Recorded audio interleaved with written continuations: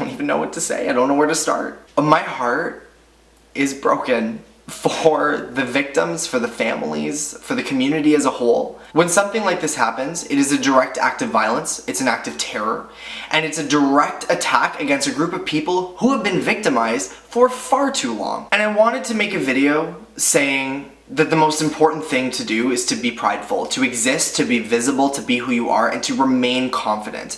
And I wholeheartedly believe that that's true.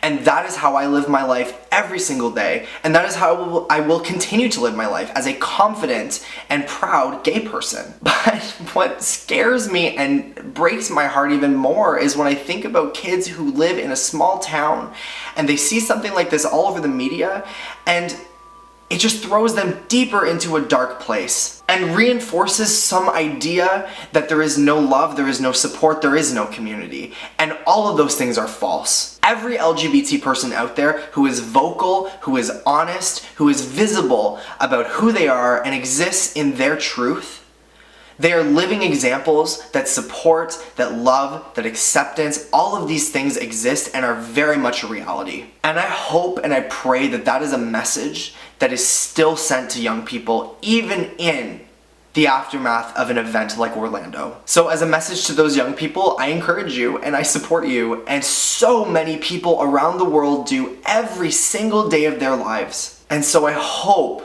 that can be felt. My heart breaks for the victims because I just think of how many people who were at this club, how many of them were not out to their parents, how many were not out to their family, their friends, and the reason that they're outed is because they were murdered, because they were in a place that should be a sanctuary, a place that they should have felt comfortable with who they are, a place that they should have been able to do that without being victims of murder. How many of those people were prematurely outed in this way? These acts of violence are why Pride events matter.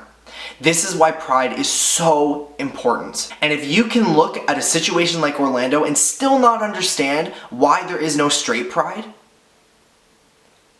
I encourage you to go out and enlighten yourself. And beyond that, if we look at where we are right now, this is the over 900th mass shooting in the United States since Sandy Hook. Yet here we are, saying that this individual was mentally ill, saying that mental illness is probably the cause of this, erasing the fact that quite clearly homophobia is the issue. So I encourage media and I encourage you that when you discuss this, do not erase that fact. Recognize that this is an act of homophobia, that this was directly targeted at a Latino club, that the people hosting the event at that club that night were trans women of color. Do not erase these facts, and do not use mental health as a scapegoat for the reality of the situation, which is that gun control is necessary. And after more than 900 mass shootings in the United States since Sandy Hook, and 7 since last Monday, do not tell me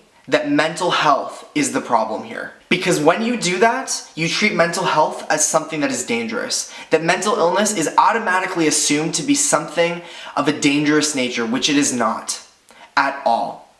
And by doing so, you reinforce the stereotype that mental illness and those suffering with it are dangerous, are violent, and should be feared. Because that is not a reality. The reality is that somebody who owns an automatic rifle freely and without a background check is to be feared. And we're at a point where I don't even know what prayers and condolences do anymore. We need political reform. LGBT people must be protected under the law.